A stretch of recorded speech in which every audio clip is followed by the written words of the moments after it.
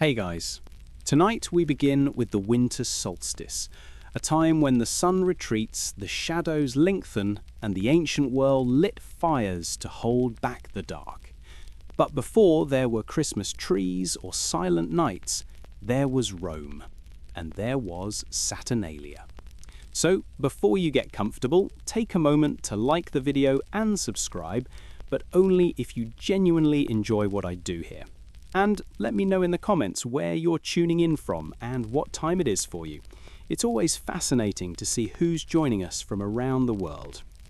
Now, dim the lights, maybe turn on a fan for that soft background hum, and let's ease into tonight's journey together. Imagine Rome, not in the gold of summer, but in the grey chill of December. The year is winding down. The harvest is stored in cool stone cellars. The fields outside the city walls are bare and silent, resting under a frost that crunches beneath your sandals. But inside the city, the air is not quiet. It is vibrating. For most of the year, Rome was a machine of discipline. It was a city of laws, of strict social ladders, of gravitas. But for 1 week in December, beginning around the 17th, the machine stopped. The courts were closed, the schools were shut, no war could be declared, even the executioner put down his axe. This was the feast of Saturnalia, dedicated to Saturn, the old god of agriculture, the god of a lost golden age when humans lived in perfect equality, without labor and without masters. To honor him, Rome decided to undo itself. Walking through the Forum during Saturnalia would feel like stepping into a lucid dream. The heavy woolen togas, usually white and formal, were cast aside. Instead, men wore the synthesis, a colorful, loose dinner robe that was normally strictly forbidden in public. It was a riot of red, green, and gold flowing through the marble streets. The air smelled of roasting pork and strong, spiced wine. And everywhere you looked, boughs of holly and evergreen were hung over doorways, green symbols of life against the grey stone. And above the noise of the crowd, a shout echoed from the 7 hills, repeated over and over like a mantra, "Io Saturnalia." It was a cry of release, a signal that the rules of reality had been suspended. In the temples, the statue of Saturn, whose feet were bound with wool for the rest of the year to keep him from leaving, was untied. The god was loose, and so was the city. The heart of Saturnalia was not in the streets, but in the home. And this is where the history gets strange, almost surreal. If you were to peer through the window of a wealthy Roman villa on the first night of the festival, you would see a scene that defied all logic. The dining room, the triclinium, is glowing with the light of oil lamps. The table is groaning under the weight of boar, dormice dipped in honey, and loaves of bread stamped with the signs of the zodiac. But look closely at who is reclining on the soft cushions. It is the slaves. They are wearing their master's finest clothes. They are drinking the good wine, the Falernian vintage, usually reserved for senators. They are laughing, shouting, and throwing dice on the table. Gambling, which was illegal for the rest of the year, was now the sport of the season. And standing in the shadows, pouring the wine, clearing the plates, and serving the food, are the masters. It was the great inversion. For a few days, the pyramid of Roman power was flipped upside down. It was a ritual acting out of that lost golden age of Saturn. The masters played at being servants, and the servants played at being kings. You might see a slave wearing the pileus, a soft felt cap that symbolized freedom. It was a visual promise that for tonight he was untouchable. He could speak his mind. He could criticize the wine. He could even mock the master who was currently refilling his cup. But there is a melancholy underneath this festivity. It was a controlled chaos. Everyone in that room, from the slave in the velvet robe to the master holding the pitcher, knew that it was temporary. It was a play, a theatre of equality performed by people who knew that when the sun rose after the festival, the chains would return. The atmosphere was thick with this tension. It was a frantic kind of joy, a need to consume all the pleasure possible before the clock ran out. The Romans believed that by letting chaos reign for a week, they could keep it at bay for the rest of the year. They invited the disorder in, sat it at their table, and fed it, just so it wouldn't break down the door later. In every household, amidst the wine and the inverted roles, a leader was chosen. They called him the Saturnalius Princeps, the king of Saturnalia. Usually, this role fell to a lowly member of the household, chosen by the roll of the dice. For the duration of the party, his word was law, but his laws were nonsense. He might command a powerful general to sing a song, or order a stoic philosopher to dance naked on a table, or demand that a miserly uncle toss coins into the crowd. And they had to obey. It was the Lord of Misrule, a tradition that would survive for centuries, bleeding into the medieval Christmases of Europe long after Rome fell. It was the idea that authority is just a mask, and for one night, anyone can wear it. But Saturnalia gave us something else, something softer that still glows in our modern living rooms. As the festival wound down, usually around the time of the solstice itself, the Romans engaged in the giving of gifts. They gave small terracotta figurines, little dolls that some historians think were substitutes for ancient, darker sacrifices. But more importantly, they gave wax tapers, candles called sigillaria. Imagine the city of Rome, a sprawling metropolis of brick and marble, descending into the longest night of the year. The sun is gone, the cold wind blows from the Tiber, and suddenly, in every window, in every doorway, a small wax candle is lit. Thousands of flickering points of light, creating a galaxy on Earth. The Romans said these lights represented the light of truth, or the returning power of the sun. Friends would visit friends, exchanging these tapers with a wish for a good year. It was a moment of quiet beauty in the middle of the debauchery, a reminder that even in the heart of the winter, the light would return. Eventually, the shouting of "Io Saturnalia" would fade. The dice were put away, the felt caps were taken off, the master washed the wine stains from his hands and took back his seat at the head of the table. The statue of Saturn was bound up again in wool, tied tight until the next year. Rome returned to order. The dream ended, but the memory of the light, the greenery, and the overturned world remained, waiting in the soil of history to grow into something new, something we would eventually call Christmas. Leave Rome behind now. Leave the marble columns and the warm Mediterranean wind. We are going north, far north, to an island born of fire and ice, sitting alone in the middle of the dark Atlantic. In Iceland, winter is not just a season, it is a state of being. The sun struggles to rise, skimming the horizon for only 4 or 5 hours a day before sinking back into the sea, leaving the land in a blue twilight haze. The snow here is deep, burying the valleys in silence.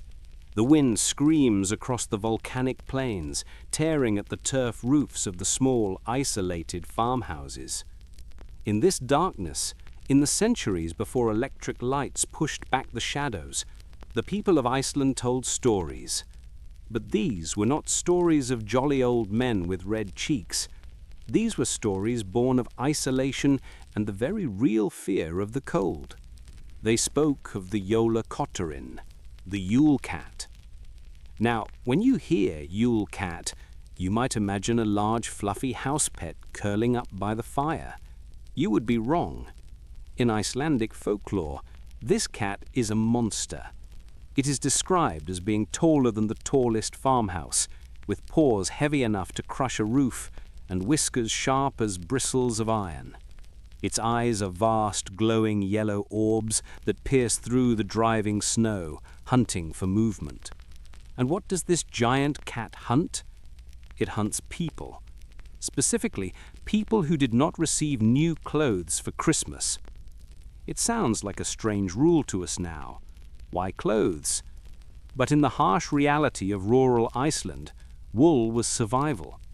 The autumn was spent shearing sheep, and the long dark winter nights were spent spinning, weaving and knitting.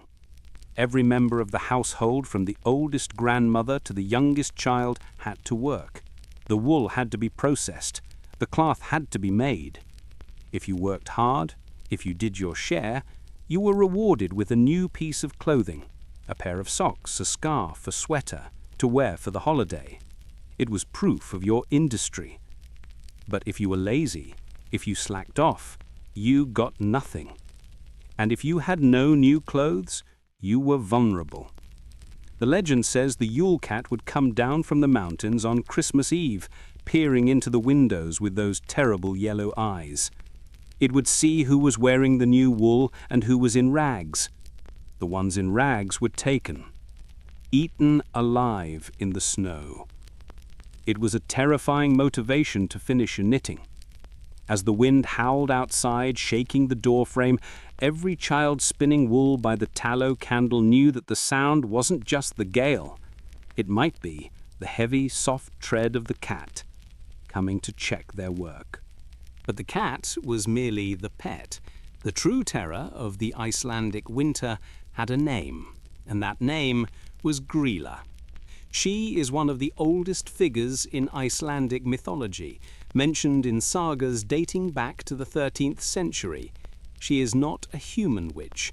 She is a troll, a giantess. She lives deep in the lava fields, perhaps in the twisted, frozen rock formations of Dimmuborgir, the dark cities. Descriptions of Grýla vary, but they are never pleasant. She is hideous to look at. Some stories say she has 15 tails, and on each tail 100 sacks, and in every sack 20 children. Others describe her with hooves for feet, horns sprouting from her forehead, and ears that hang down to her shoulders, flapping in the blizzard. She is perpetually miserable, perpetually angry, and perpetually hungry. And her favourite food is a stew made from naughty children. While St. Nicholas was evolving in Europe as a figure who brought gifts to the good, Grýla was the anti-Santa. She didn't care about the good children, she left them alone. She was only interested in the bad ones. She had an uncanny ability to hear a child crying or complaining from miles away, her ears twitching in the Icelandic air. When she heard a tantrum, she would grab her great sack and begin the long trudge down from the mountains.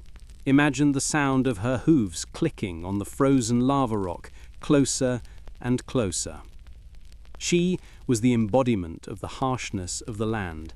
In a place where survival was difficult, where a bad harvest or a harsh storm could mean death, there was no room for misbehavior. Grýla was the enforcer. She didn't live alone. She lived with her third husband, a troll named Leppalúði. Unlike Grýla, Leppalúði was lazy, slow and somewhat pathetic. He mostly stayed in their cave, waiting for Grýla to bring home dinner. He is the comedic tragedy to her horror, a reminder that even monsters have domestic disputes. In the old turf houses, half buried in the earth for warmth, parents would use Grýla as the ultimate warning. If you didn't eat your soup, if you hit your brother, if you refused to sleep, Grýla would come. And unlike the empty threats of modern parenting, in the howling dark of an Icelandic winter, the threat felt very, very real. Grýla and Leppalúði had children of their own, the Yule lads, the Jólasveina. Today, in modern Iceland, these figures have softened. They have become somewhat friendly, leaving small gifts in shoes left on windowsills. But that is a recent invention, a sanitization of history. In the old days, the Yule lads were criminals. There are 13 of them, and they do not come all at once. They descend from the mountains one by one, starting 13 nights before Christmas. They are not cute elves. They are ragged, dirty trolls, each with a specific obsession, a specific way of tormenting a household. Their names tell you everything you need to know about what the Icelanders feared losing during the lean winter months. First comes Stekkjastor, or sheepcoat clod. He is stiff-legged and creeps into the sheep sheds to harass the animals, trying to suck milk from the ewes. Then there is Stuv, stubby, who is short and steals pans to lick the crust of grease left on them. There is Thurvaslaker, spoon licker, who is impossibly thin from malnutrition and sneaks in to lick the wooden spoons. There is Herdaskellia, door slammer. He doesn't steal food. He just waits until the whole house is asleep, deep in the silence of the winter night, and then, bang! He slams the heavy wooden door, waking everyone up in terror, feeding on their anxiety. There is Curtis-sneakier, candle beggar. This one is particularly poignant. In the old days, candles were made of tallow, animal fat. They were edible. In the endless dark, light was precious, but so was food. The candle beggar would steal the lights, leaving the family in darkness and hunger. One by one they would arrive, turning the house into a place of disappearing food and bumps in the night, a slow, creeping invasion of the home. And then, just as gradually, they would leave. After Christmas, they would head back to the mountains one by one until the house was finally empty again on the 12th night. The genius of these legends is how they personified the winter itself, the cold that steals your heat, the darkness that steals your light, the hunger that gnaws at the pantry. By giving these fears names, Grýla, the Yule Cat, the spoonlicker, the Icelanders could perhaps manage the terror of the season. So tonight, if you hear the wind rattling your window, or a door slamming in another room, or if you see two yellow eyes reflecting in the dark, just pull the blanket tighter and be grateful for the socks you're wearing. Now, let's leave the frozen north and travel south to the cobblestone streets of London. But we are not stepping into a Dickensian Christmas of roasted geese and cheerful ghosts. We are landing in the year 1647. The sky is the colour of old slate. The air is thick with the smoke of coal fires and the tension of civil war. In this version of history, Santa Claus is not coming to town. In fact, if he did, he would be arrested, put in the stocks, and fined 5 shillings for promoting idolatry. This is the era of the Puritans, men in tall black hats and stiff white collars who looked at the world and found it wanting. They were people obsessed with a very specific, rigid definition of holiness. They read their Bibles by candlelight, searching for truth, and when they looked for Christmas, the date, the rituals, the celebrations, they found nothing. Nowhere in the scriptures, they argued, did it say Jesus was born on December 25th. To them, the date was a lie.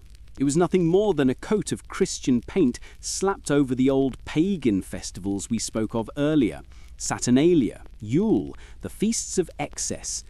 They looked at the holly and the ivy, the dancing and the drinking, and they didn't see joy. They saw sin. They saw the rags of the beast. So, after the English Civil War, when the Puritans and Oliver Cromwell came to power, they decided to do the unthinkable. They decided to cancel Christmas. It wasn't just a suggestion, it was an act of Parliament. In June of 1647, an ordinance was passed that abolished the feasts of Christmas, Easter and Whitsun. They were declared strictly illegal. Imagine waking up on December 25th in 1647.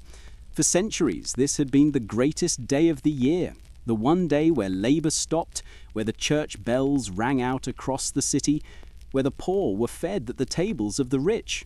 But this morning, the bells are silent. The churches are locked, their heavy wooden doors barred shut. In the town square, the town crier is not wishing anyone a merry season. He is ringing his bell and shouting, "No Christmas! No Christmas!" The law demanded that this day be treated like any other. It was a market day. Shops were ordered to open. Apprentices were forced to report to their workshops. If you were a blacksmith, you had to light your forge. If you were a baker, you had to bake bread, but not the special Christmas bread, just plain daily loaves. To stand idle on Christmas Day was a crime. To feast was a crime. To be happy, it seemed, was the greatest crime of all. The enforcement of this ban was essentially a war on cosy. The Puritans didn't just ban the day, they banned the sensory experience of the season. Think about the smells of December. Cinnamon, nutmeg, roasted meat. In 17th century London, those smells became contraband. Soldiers were actually deployed to patrol the streets of London on Christmas Day. They weren't looking for thieves or murderers, they were sniffing the air for goose. They would peer into windows to see if families were gathering in suspiciously large numbers. If they saw a fire roaring a little too brightly or a table set a little too lavishly, they would knock on the door. The specific target of their wrath was the mince pie. Today, mince pies are small, sweet pastries. But back then, they were savoury, filled with meat and spices, and shaped into a rectangle to represent the manger where Christ was born. To the Puritans, eating a pastry shaped like a manger was essentially eating an idol. It was blasphemy in a crust. So, mince pies were confiscated, plum puddings were seized. There are stories of soldiers bursting into homes just as the family was sitting down to dinner, seizing the meat right off the table. It was a culinary prohibition. This created a strange, subversive underground. The eating of a mince pie became a revolutionary act. Families would bake them in secret, hiding them in cupboards or under floorboards if the soldiers came by. They would whisper "Merry Christmas" like a password in a speakeasy. In the churches, the ministers who refused to comply were harassed. Some tried to hold services anyway, preaching to congregations who huddled in their coats, defying the law to hear the Christmas story. But often the soldiers would arrive, muskets in hand, to disperse the crowd. It was a grey, joyless world. The Puritans believed that by stripping away the pagan rituals, they were saving souls. They wanted a pure faith, unpolluted by fun. They believed that time spent feasting was time stolen from God. But they underestimated the human need for light in the darkness. You can pass a law against a holiday, but you cannot legislate away the winter. The days were still short, the nights were still cold. And the people, stripped of their one great comfort, began to get angry. The silence of that first banned Christmas didn't last long. The people of England, usually fond of their traditions, decided that this was a step too far. They could tolerate a lot: civil war, regicide, plague. But they drew the line at losing their pudding. In the city of Canterbury, the mayor, a staunch Puritan, tried to force the market to open on Christmas Day. He ordered the shopkeepers to take down their shutters and display their wares. The shopkeepers refused. A crowd gathered in the streets. They weren't there to shop. They brought out footballs, leather balls stuffed with feathers. And right there, in front of the mayor's house, they started a massive, chaotic game of street football. It was a deliberate act of idleness. The mayor called the constables. The crowd fought back. They smashed the windows of the shopkeepers who had opened. They put up holly bushes on their doors in open defiance. The shout went up, "For God, King Charles and Kent." The plum pudding riots had begun. This unrest spread. For nearly 2 decades, Christmas became a political battleground. To celebrate it was to be a royalist, a traditionalist, a rebel. To ignore it was to be a Puritan, a parliamentarian, a Roundhead. Eventually, the experiment failed. The Puritans lost power, the monarchy was restored in 1660, and with the return of the king came the return of Christmas. The bells rang out again, the mince pies came out of hiding. The ban was over. But the war on Christmas didn't end there. It just moved across the ocean. Many of the Puritans had fled to the New World, to Massachusetts, and they took their hatred of the holiday with them. In Boston, the ban on Christmas lasted far longer than it did in London. In 1659, the Massachusetts Bay Colony passed a law: "Whosoever shall be found observing any such day as Christmas or the like, either by forbearing of labour, feasting, or any other way, shall pay for every such offence 5 shillings. 5 shillings was a lot of money. It was the cost of a good pair of shoes. For generations, Christmas in New England was a regular workday. Schools stayed open. Courts stayed in session. It wasn't until the mid-19th century, nearly 200 years later, that Christmas became a legal holiday in Boston. So, as you sit there tonight, perhaps enjoying the freedom to do absolutely nothing, remember the year the calendar broke. Remember the silent bells of London, and remember that the simple act of eating a pie was once a dangerous, rebellious thing. The mountains have always held secrets. In the high Alps of Austria and Bavaria, where the peaks tear into the sky like jagged teeth and the valleys are buried under snow for half the year, the darkness feels different. It feels heavy. It feels watching. During the 12 nights of Christmas, the time between Christmas Eve and Epiphany on January 6th, the locals believed the veil between the worlds was at its thinnest. This period was known as the Rauhnächte, the smoke nights or rough nights. It was a time when ghosts walked the earth, when the wild hunt rode across the sky, and when silence was the only protection. But the figure they feared most in these frozen nights was not a ghost. She was something much older, a remnant of a pagan past that refused to be baptized. Her name was Frau Perkte. Depending on when you met her, she could be 2 very different things. In the summer, or when the harvest was good, she might appear as a stunningly beautiful woman, white as snow, dressed in white robes, a goddess of vegetation and light. But in the winter, in the starving time, she revealed her true face. This was the Spinnstubenfrau, the crone. Imagine sitting in a small wooden cabin in the 17th century. The fire is dying down. The wind is howling through the cracks in the timber, and you hear a scratching at the door. You look out and see a figure.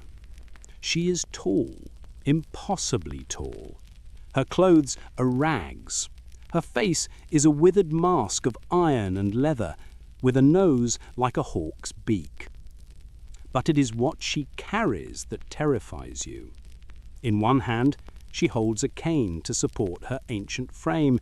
In the other, she holds a long, sharp knife. She is the guardian of the beasts and the inspector of the household, and she has come to check your work. Specifically, Perchta was obsessed with order and industry. She was the patroness of spinning. In the agrarian world, flax had to be spun into yarn before the 12th night. It was a deadline set in stone. If a servant girl or housewife had been diligent, if all the flax was spun and the house was swept clean, Perchta might leave a silver coin in a shoe or a bucket. But if the spinning was unfinished, if the wool was still in a tangle, if the house was dirty, Frau Perchta did not leave a coin. She left a scar. The punishment of Frau Perchta is one of the most visceral and specific nightmares in all of folklore. It wasn't a spanking. It wasn't a lunk of coal. It was amateur surgery. The legend says that if Perchta found a lazy spinner, or someone who had not observed the proper dietary rituals of the feast day, she would wait until they fell asleep. She would creep into the room, silent as a shadow. She would stand over the sleeper, raising that long iron knife, and then, with the precision of a butcher, she would slit their belly open. She would remove the stomach and the intestines, the organs of consumption, the parts of the body that had eaten the food they didn't earn. And in the empty cavity, she would stuff the body with straw, old rags and pebbles. Then she would sew the victim back up. The next morning, the person would wake up heavy. They would feel the stones grinding inside them. Some versions of the story say they would die immediately. Others say they would live, forever carrying the weight of their laziness. Or perhaps they would go to the village well to drink water, and the stones would be so heavy they would fall in and drown. It is a gruesome image, but in the context of the alpine winter, it makes a terrible kind of sense. In a world where food was scarce and survival depended on everyone doing their part, laziness wasn't just a character flaw, it was a threat to the community. You had to earn your keep. You had to spin the wool to make the clothes to keep the family warm. To ensure Perchta's mercy, families would prepare a special meal on her feast day, usually Epiphany Eve. They ate fish and a special porridge or gruel called Perchtensuppe. It was a heavy, greasy meal meant to fill the stomach so completely that there was no room for her to cut it open. If you ate the gruel, you were safe. If you didn't, well, she had plenty of straw. This fear of the belly-slitter wasn't just a story told to frighten children. It was a ritual that people acted out. Just like the Krampus runs, the Alps have the Perchtenlauf, the Perchta run. In the dead of winter, the young men of the villages would dress up. Some would dress as the Schien-Perchten, the beautiful Perchten, wearing tall, ornate headdresses adorned with flowers and ribbons, symbolizing the light and the coming spring. But others would dress as the Schiach-Perchten, the ugly Perchten. They wore terrifying wooden masks with twisted mouths, tusks and horns. They wore shaggy furs and carried heavy cowbells around their waists. They would run through the village at night, shouting, ringing their bells and cracking whips. The noise was deafening. It had a purpose: to drive away the winter demons, to wake up the earth, to scare away the bad spirits so that the spring could return. The spectacle of the Perchtenlauf is still seen today in Austria. It is a chaotic, primal event. Imagine standing in a snowy street, your breath misting in the air, and seeing a horde of horned monsters charging towards you, led by a tall, beaked crone waving a knife. It hits a primal nerve. It reminds us that winter is not just a time of rest, it is a time of danger. Frau Pacta is the embodiment of the dual nature of nature itself. She is the beauty of the snow-covered peak, and she is the avalanche that buries you. She is the warmth of the wool, and the knife that cuts the thread. She reminds us that in the old world, the holidays weren't about getting what you wanted. They were about surviving what you had. The goal wasn't to be happy. The goal was to keep your insides on the inside. So, as you tuck yourself in tonight, safe in your warm bed, you might want to ask yourself one question. Did you finish your work today? From the high, frozen peaks of Austria, we descend now to the misty, rain-soaked valleys of Wales. The landscape here is softer, greener, but the darkness is just as deep. The fog clings to the hills like wet wool, and the ancient stone cottages seem to sink into the mud as the year turns toward its end.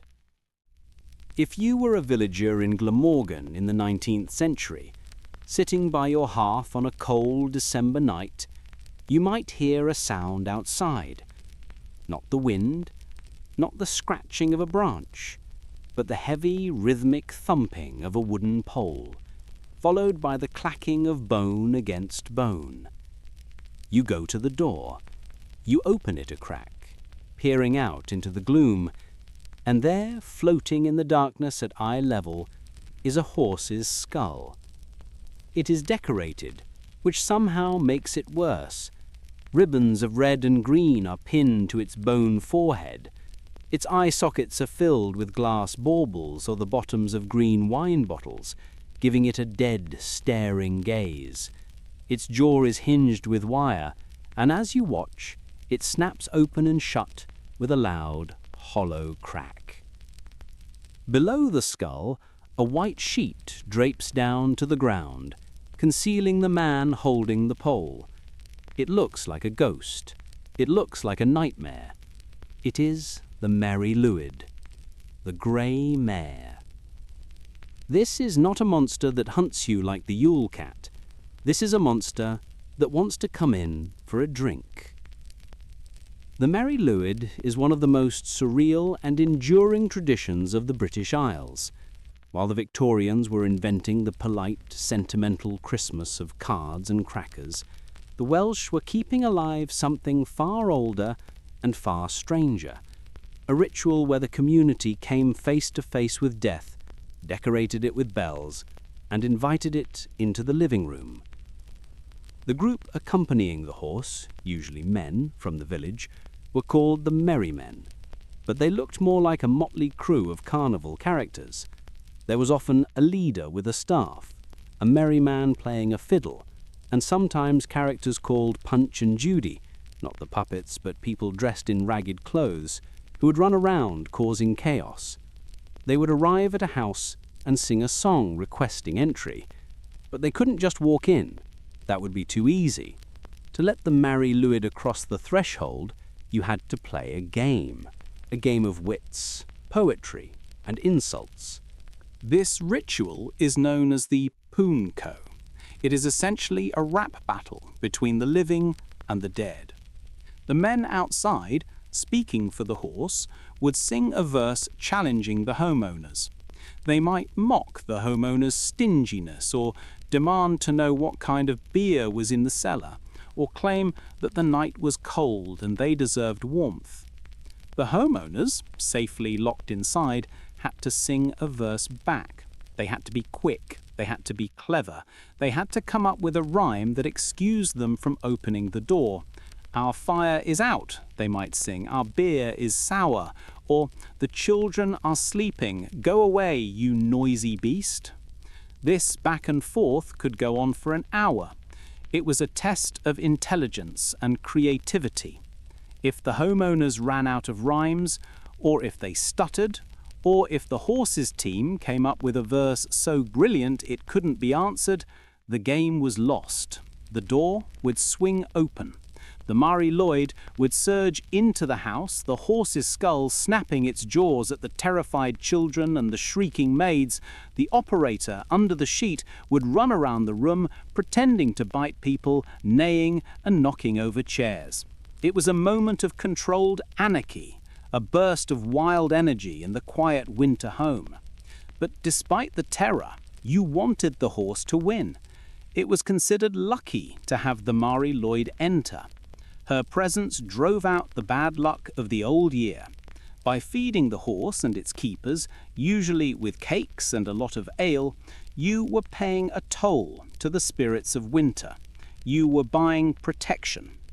Once the merry men had eaten and drunk their fill, they would sing a farewell song and move on to the next house, the horse's skull bobbing in the lantern light as it disappeared back into the fog. Where did this come from? Why a horse? Historians and folklorists have argued about it for years. Some say the name Mari Lwyd means Holy Mary, and that it was originally a nativity play that went horribly wrong. But looking at the snapping jaws and the glass eyes, it is hard to see the Virgin Mother in a skeletal horse. It is more likely that Mari comes from the English mare, and Lwyd means grey, the grey mare. In Celtic mythology, horses were powerful symbols of fertility and the otherworld. Epona was the horse goddess. In British folklore, the pale horse is often an omen of death.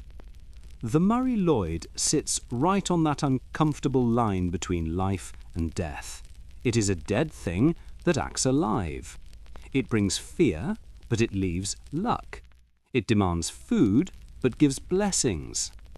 Like many of these dark winter traditions, the Church hated it. In the 18th and 19th centuries, Methodist preachers in Wales railed against the custom. They called it sinful, drunken, and pagan. They tried to ban it. They encouraged villagers to keep their doors locked and to answer the ponco with hymns instead of rhymes. And for a while, the grey mare faded. The skulls were buried or lost, the white sheets were put away. The modern world didn't have time for poetry battles with dead animals. But you cannot kill a ghost that is already dead. In recent decades, the Mari Lwyd has come back. In villages like Llangenoid, the horse walks again. New skulls have been found or made. The rhymes are being relearned. There is something appealing about it in our sanitized world. We have removed the danger from our holidays. We have electric lights to kill the shadows and central heating to kill the cold. We don't need to fear the winter anymore. But deep down, perhaps we miss the thrill of the knock at the door. We miss the idea that the darkness outside has a face, and that if we are smart enough and brave enough, we can invite it in, give it a drink, and survive to see the spring.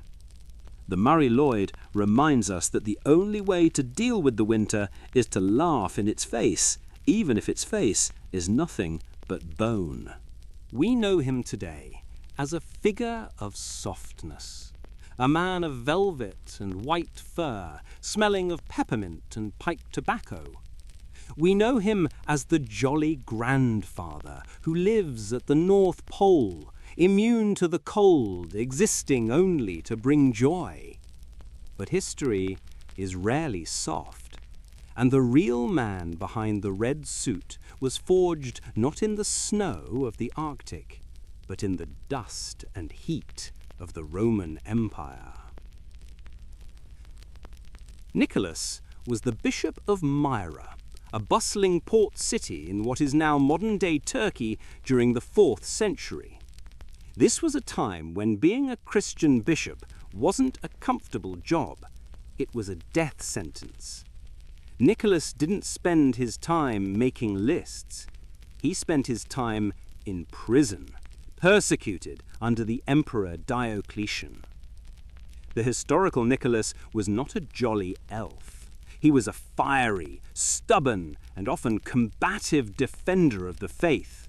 There are records, perhaps exaggerated, perhaps not, that at the Council of Nicaea in 325 AD he got so angry at a heretic named Arius that he walked across the room and slapped him in the face.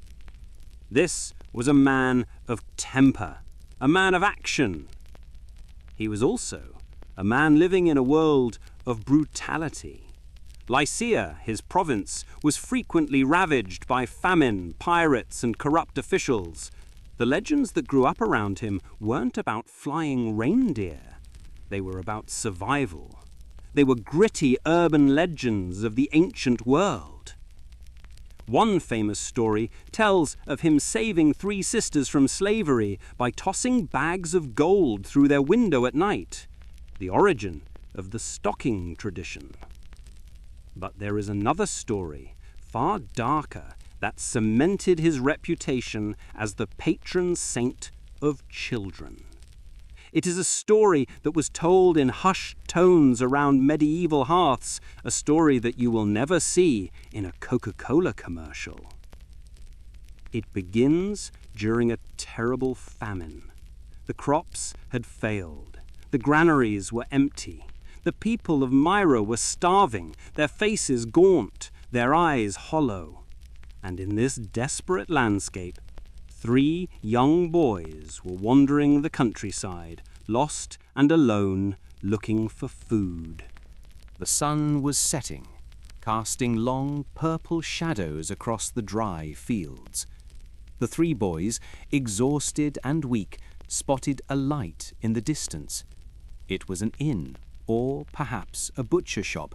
The legends vary, isolated on the side of the road. They knocked on the heavy wooden door, hoping for a crust of bread or a corner to sleep in. The innkeeper opened the door. He was a large man, his apron stained, his smile too wide. He welcomed them in. He told them he had plenty of room. He told them they would be safe. But the innkeeper was a monster.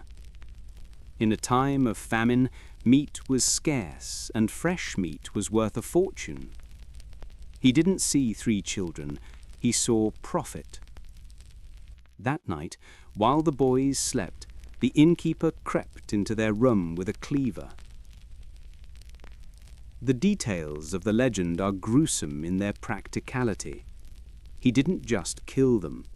He butchered them. He chopped their bodies into pieces like cattle. And then, to hide the crime and to prepare his product for sale, he threw the pieces into a massive wooden barrel filled with brine. He pickled them. He intended to sell them to hungry travelers as ham. It is a nightmare scenario, the kind of story that reflects the deepest anxieties of a society living on the edge of starvation. It speaks to the fear that in the worst of times, humanity disappears, and we become nothing but meat. The next day, or perhaps a few days later, a traveller arrived at the inn. He was dressed in the simple robes of a bishop. It was Nicholas. He sat at the table, and the innkeeper, eager to impress a holy man, or perhaps eager to test him, offered him his finest dish. "I have fresh meat," the innkeeper said, "salted pork, tender and good." Nicholas looked at the man. The legends say that Nicholas had the gift of knowing the truth, a divine intuition that could pierce through lies. He looked at the plate. He looked at the innkeeper's sweating face, and he pushed the plate away. "This is not pork," Nicholas said, his voice like stone. "This is flesh." Nicholas rose from the table and marched to the back of the inn, down into the dark, damp cellar. The innkeeper followed, trembling, his crime suddenly heavy in the air. There, in the corner, stood the great wooden tub, sealed and silent. Nicholas stood before it. He didn't call the guards. He didn't draw a sword. He simply bowed his head and began to pray. He prayed to the God who breathes life into dust. He prayed for the innocent. And then he made the sign of the cross over the brine barrel. The wood groaned. The lid began to rattle. And then, in a moment that defies all laws of nature, the lid was pushed aside. From the salty depths of the barrel, the three boys emerged. They were whole. They were alive. They stood up, shaking the brine from their hair, blinking in the torchlight as if waking from a long, deep dream. According to the French version of the song that immortalized this miracle, the first boy said, "I slept well." The second said, "And so did I." And the third said, "I felt like I was in paradise." The innkeeper fell to his knees, confessing his sins, terrified by the power of the bishop. This story, the miracle of the pickled children, became one of the most popular legends of St. Nicholas in the Middle Ages. If you look at old icons or statues of the saint in Gothic cathedrals, you will often see him standing next to a small tub with three tiny figures rising out of it. To the modern eye, it looks bizarre, like a bath time gone wrong. But to the medieval mind, it was a symbol of ultimate hope. It meant that Nicholas was a protector so powerful he could reach into the jaws of death and the depths of human cruelty and pull you back. He wasn't just a gift giver, he was a necromancer for the innocent. Over centuries, the sharp edges of Nicholas were sanded down. The fiery bishop became the kindly Father Christmas. The pickle barrel was forgotten, replaced by a sleigh. The famine became a feast. But there is a shadow that lingers. Santa Claus still knows who's naughty and who's nice. He still watches. And deep in the DNA of the holiday, there is this ancient, salty memory that the world is a dangerous place for children, and they need a protector who is stronger than the monsters waiting in the dark. The Victorians are often remembered as a people of stiff collars, repressed emotions, and very high moral standards. We imagine their Christmases as scenes from a greeting card. Polite children playing with wooden blocks, a goose on the table, and perhaps a gentle carol sung around the piano. But if you peel back the heavy velvet curtains of the 19th century, you find a shadow. The Victorians were obsessed with the macabre. They lived in a world of high mortality rates, thick fog, and gaslight, and their idea of festive fun was often dangerous, bordering on the sadistic. While we might settle for a game of charades or Monopoly to pass the time on Christmas Eve, the Victorians preferred a game that required nerves of steel and a high tolerance for pain. They called it Snapdragon. Imagine a large, dimly lit drawing room. The heavy furniture casts long shadows against the damask wallpaper. The fire in the hearth has been allowed to burn low until it is just a bed of glowing red coals. The family gathers around a large circular oak table. The gas lamps are turned off. The room plunges into darkness. The only sound is the rustle of crinoline dresses and the hushed, nervous laughter of the children. Then the host enters carrying a wide, shallow silver bowl. In the darkness, the bowl seems to float. He places it in the center of the table. Inside the bowl are raisins, dozens of them, scattered like dark pebbles. But they are not dry. They are soaking in a shallow pool of high-proof brandy. He strikes a match. He touches it to the liquid. Instantly, the bowl erupts. A low, mesmerizing sheet of blue flame spreads across the surface of the brandy. It doesn't roar like a wood fire. It dances. It flickers with a ghostly chemical light that illuminates the faces of the guests, turning their skin pale and their eyes into hollow sockets. And then the game begins.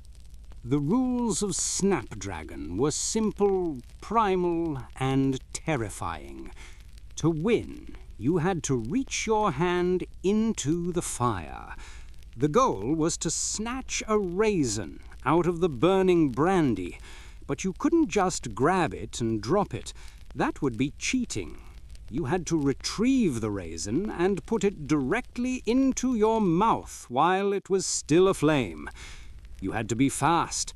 If you hesitated, the fire would burn you. If you were too slow in closing your mouth, the blue flame would singe your lips. The trick was to snap the dragon, to move with such speed and confidence that the fire didn't have time to bite. Imagine the scene. A room full of respectable ladies and gentlemen, their faces bathed in that eerie demon blue glow, taking turns thrusting their hands into an inferno. There was a frantic energy to it. The brandy would hiss, the participants would shriek, partly in pain, partly in delight, as they pulled their hands back, shaking off the drops of burning alcohol. The smell of the room would change. The scent of pine and lavender replaced by the sharp medicinal tang of burnt liquor and the faint, sweet smell of singed sugar. It was a game of bravado. For the young men, it was a chance to show off their courage to the young women. For the children, it was a terrifying rite of passage, a moment where the adults allowed them to play with the one element they were always told to fear. There was a strategy to it. You had to look for the raisins that floated near the edge, where the flames were lower. You had to cup your hand to scoop, not pinch. And you had to accept that you were going to get burned. That was the price of admission. But Snapdragon wasn't just about the physical thrill. It was about the atmosphere. The Victorians loved a good ghost story. Remember, A Christmas Carol is essentially a haunted house story, and Snapdragon provided the perfect lighting for it. The blue light of the burning brandy had a specific spectral quality. It stripped the warmth from human skin. In that light, everyone looked dead. A writer for Tatler in 19th century described it perfectly. There is something extremely spectral in the appearance of the company. They look like a group of demons. As the game went on, the players would often chant a rhyme, a low, rhythmic song that added to the ritualistic feel of the night. Here he comes with flaming bowl, don't he mean to take his toll? Snip, snap, dragon, take care you don't take too much. Be not greedy in your clutch. Snip, snap, dragon.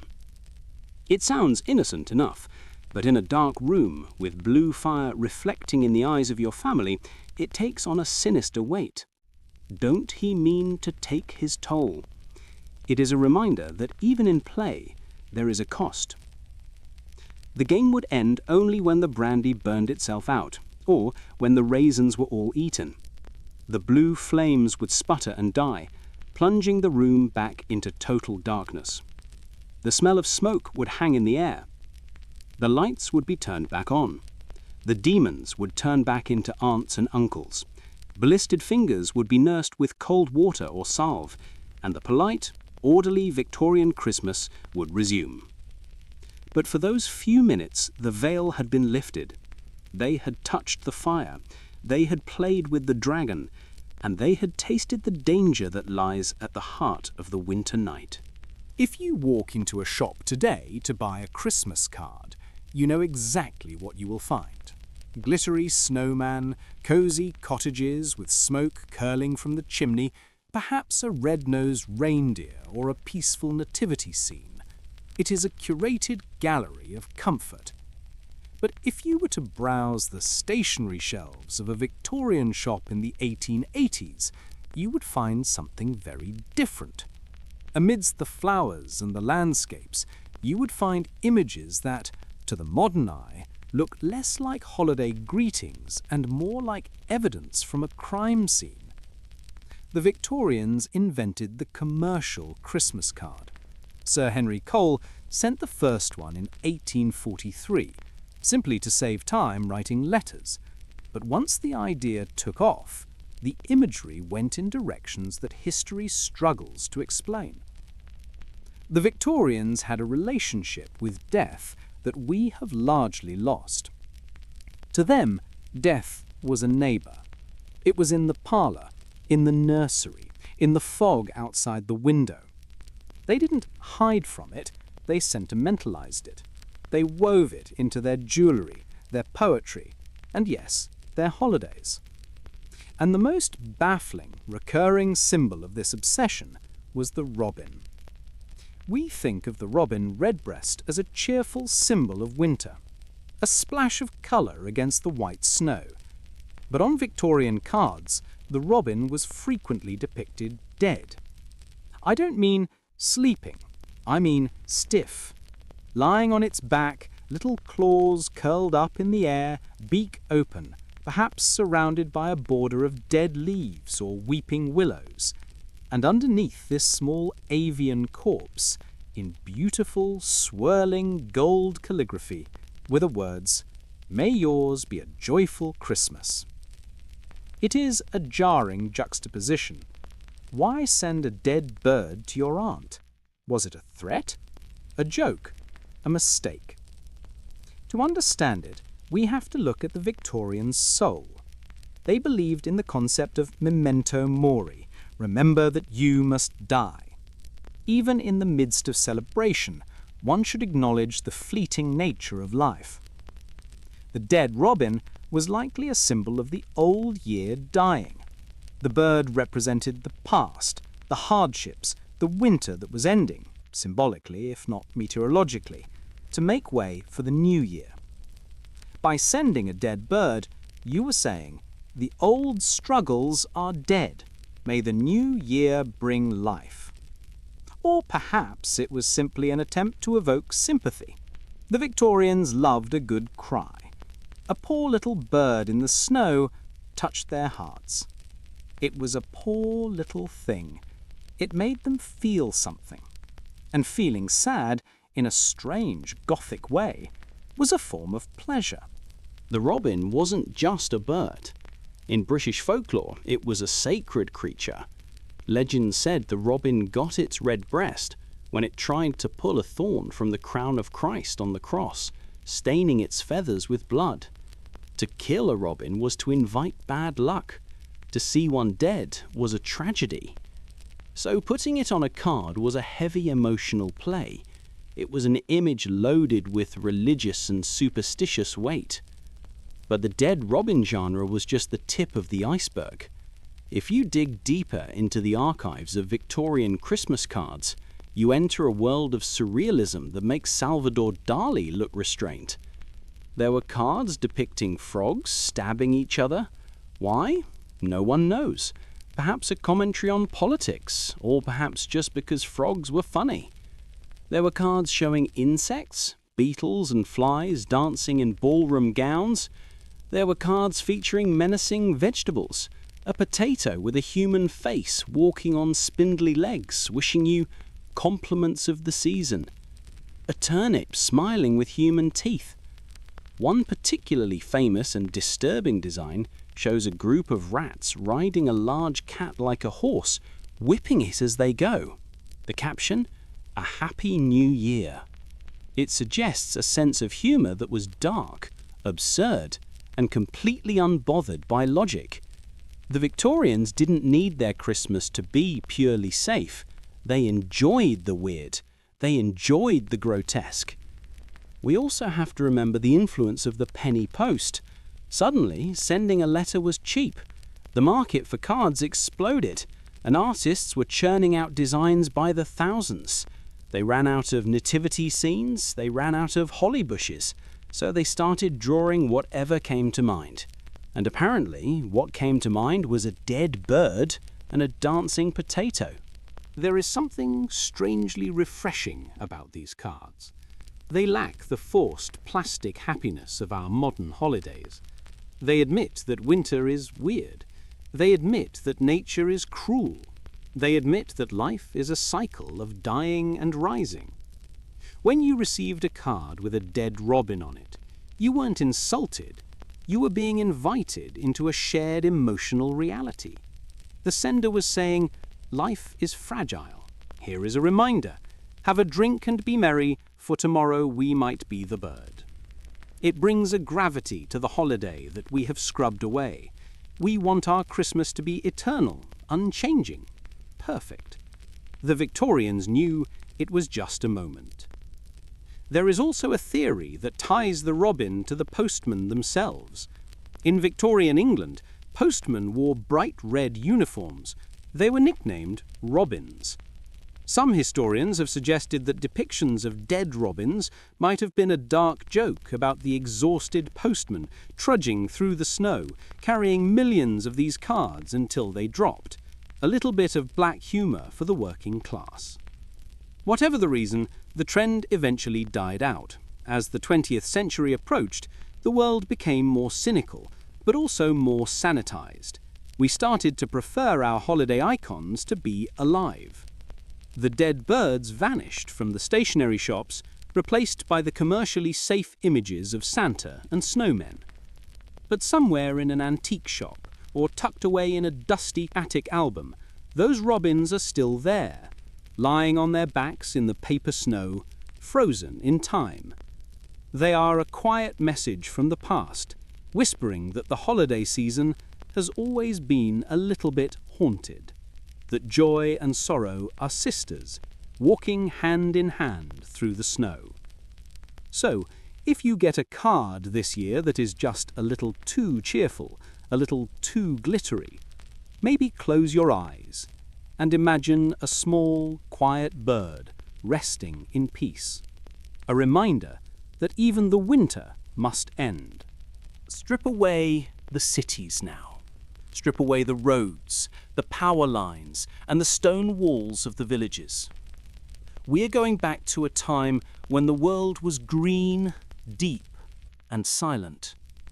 Before Rome marched, before the cathedrals rose, the land was ruled by the forest. In the ancient Celtic and pagan traditions of the British Isles and Europe, the passing of the year was not marked by a calendar on a wall. It was a wheel, a slow, grinding, inevitable wheel that turned day into night and summer into winter. And at the centre of this wheel stood two brothers, two gods, two kings. They are the Oak King and the Holly King, and they are locked in an eternal war that has no beginning and no end. This is the mythology of the solstice. It explains why the days get shorter and why, just when the darkness seems absolute, the light returns. It is a story not of peace on earth, but of a jewel for the crown of the world. The Oak King is the lord of the waxing year. He rules from the winter solstice in December until the summer solstice in June. He is the spirit of expansion.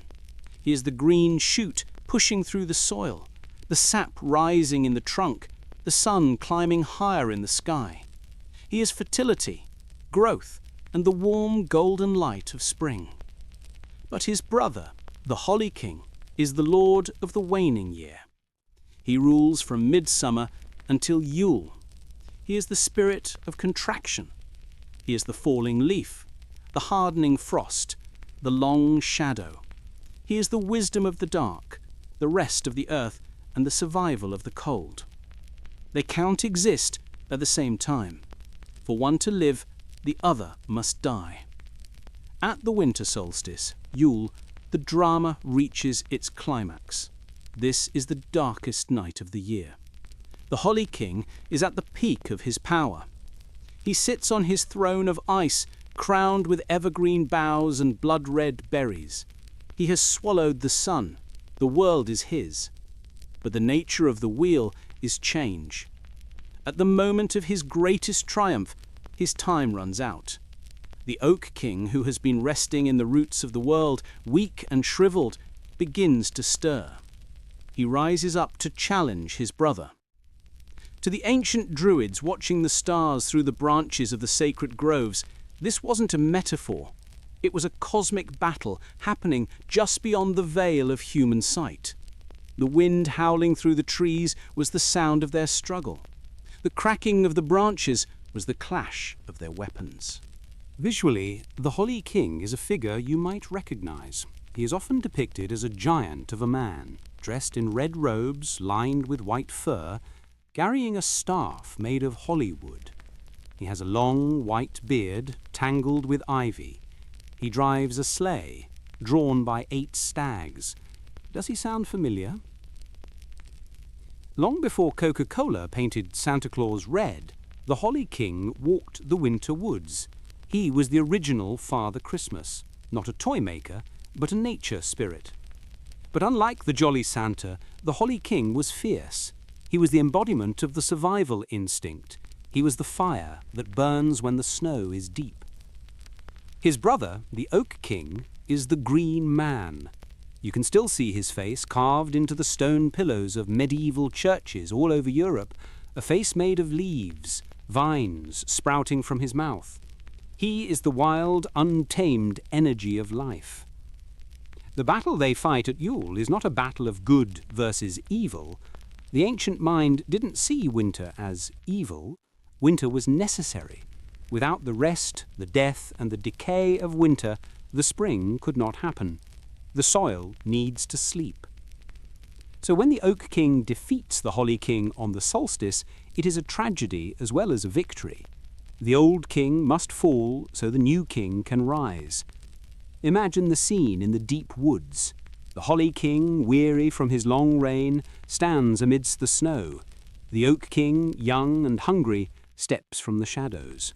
They fight not with hatred, but with the grim acceptance of duty.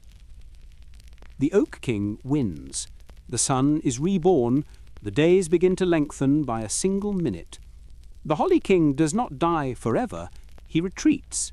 He travels north, or perhaps goes underground, to nurse his wounds and wait for his turn again at midsummer. It is a story of balance. It teaches that nothing lasts forever. The brightest summer must yield to the dark, and the deepest winter must yield to the light.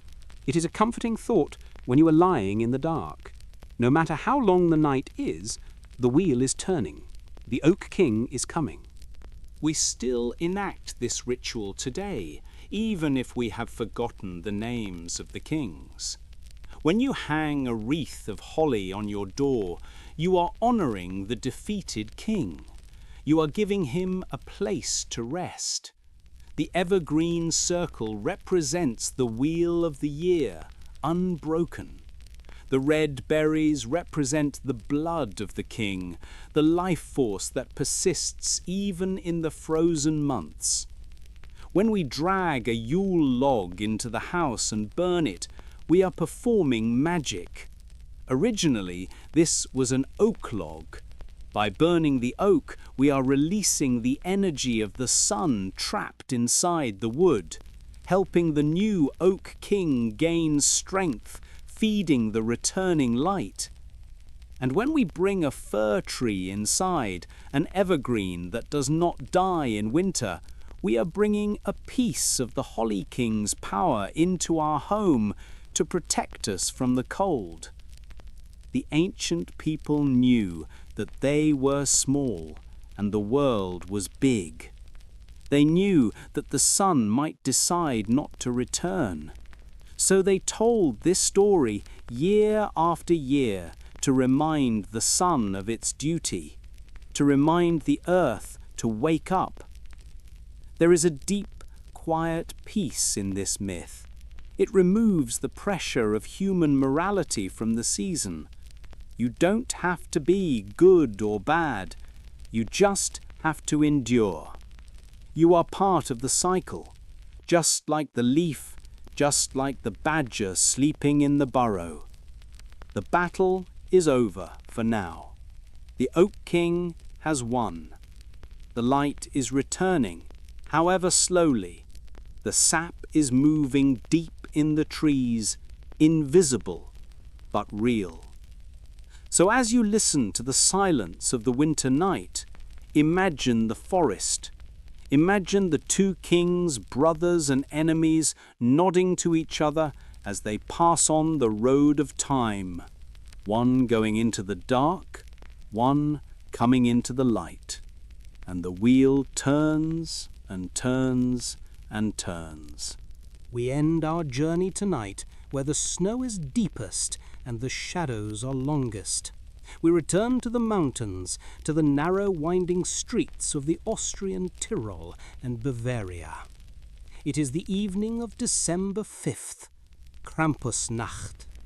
The village is quiet, but it is a nervous quiet. The street lights seem to dim. The air is freezing, biting at exposed skin. Parents hold their children's hands a little tighter. They are waiting. At first, you don't see anything. You hear it. It starts as a low rumble in the distance, echoing off the valley walls. It is a rhythmic, metallic clanking. It is the sound of bells. But these are not the gentle silver bells of a sleigh. These are massive, rusted iron cowbells, known as Glocken, strapped to the waists of men. They weigh nearly 50 pounds, and with every step they crash against the runner's spine, creating a deafening, discordant roar that you can feel in your chest. Then you smell it. The scent of pine torches burning, the smell of wet wool and animal musk, the smell of fear. And then they appear. They flood into the town square, not walking, but loping, stomping. There are dozens of them. They are the Krampuse. For most of the world, Krampus is a fun pop culture figure, a bad Santa to put on a greeting card. But here, in the Krampuslauf, the Krampus Run, he is not a joke. He is a monster made real. The figures are towering. They are covered from neck to ankle in thick, shaggy goat or sheep fur. It makes them look huge, feral, more animal than human. They carry bundles of birch branches called ruten and horsehair whips. And the faces are the stuff of nightmares. The masks of the Krampus Run are works of art, but art born of a dark imagination. They are called larven. They are hand-carved from solid pine wood by master craftsmen who spend months shaping them. They are heavy, weighing up to 10 pounds. They have twisted, snarling mouths filled with real animal teeth. Their eyes are painted to look bloodshot or manic. And crowning the mask are horns, real horns taken from ibex, rams or goats, spiraling upward into the darkness. When a man puts on the larve and straps on the heavy bells, something happens. The locals say the man disappears. The weight of the wood, the restriction of vision, the deafening noise of the bells, it induces a trance state. He is no longer a shopkeeper or a mechanic. He is the Krampus. He moves differently. The heavy bells force a wide, stomping gait. He has to throw his hips to make them ring. It creates a primal, aggressive rhythm. Clang, clang, clang. They run through the crowd. They do not wave. They attack. They lash out with the birch branches, swatting at the legs of teenagers and onlookers. It stings. It leaves welts. It is visceral. This is not a parade where you stand safely behind a barrier. The Krampusi break the line. They get in your face. They grab you. They growl, a low, guttural sound amplified by the acoustics of the wooden mask. There is a palpable adrenaline in the air. Even though you know it is a tradition, even though you know it is a performance, when a 7-foot-tall goat demon screams in your face in a dark alley, your brain forgets it is the 21st century. You feel the old fear, the fear of the predator in the dark. But why? Why do we invite the monster into the town? Like the Perchant, the Krampus is a creature of duality. He usually travels with St. Nicholas. The saint walks calmly in his bishop's robes, carrying a golden staff, handing out nuts and oranges to the good children. He is the light, but light cannot exist without shadow. Krampus is the shadow. He is the enforcer of the cosmic law. He reminds the community that actions have consequences. He is the untamed wildness that exists just outside the village walls, the chaos that civilization tries to keep at bay. Historically, the Krampuslauf was an exorcism. The noise, the bells, the whips, it was all designed to wake up the earth, to frighten away the ghosts of winter, to purge the bad spirits from the village. The Krampus is scary, yes, but he is our monster. He is scaring away the things that are worse than him. As the run ends, the noise begins to fade. The bells clank into the distance, moving on to the next village. The torches burn down to embers. The smell of ozone and fur lingers in the cold air. The adrenaline crashes. The crowd disperses, heading into warm taverns to drink schnapps and laugh nervously, comparing the red marks on their legs. It is a bonding experience. They have survived the run. They have looked the devil in the eye and lived.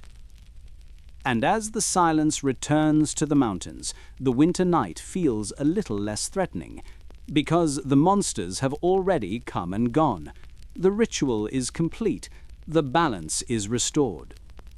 And so we have walked through 10 chapters of darkness, from the pickle barrels of Rome to the burning brandy of London, from the skeleton horse of Wales to the belly-slitter of the Alps. We have seen that history is not just a list of dates. It is a collection of fears, hopes, and the strange, beautiful, terrifying things we do to make sense of the dark. So, as the embers fade in the hearth and the winter wind settles against the glass, we are left with the strange, beautiful debris of history. From the chaotic feasts of Rome to the silent, frozen valleys of Iceland, humanity has always looked into the dark of the solstice and decided to fill it with stories. We built monsters like Krampus and Gryla to give a face to our fears. We lit candles in the window to guide the sun back home. And we invented rituals, whether throwing raisins into fire or battling with rhymes, to prove that we could survive the cold. These traditions remind us that the light always returns, but the darkness has its own kind of magic. It is a time to rest, a time to hide, a time to dream. The monsters have gone back to the mountains. The Yule Cat has returned to its cave. The old year is done. You are safe in the warmth, protected by the very walls that history built. If you enjoyed this journey into the winter night, please take a moment to like the video and subscribe.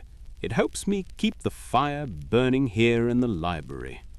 But for now, the book is closed, the candle is out, and the long night is yours. Sleep well.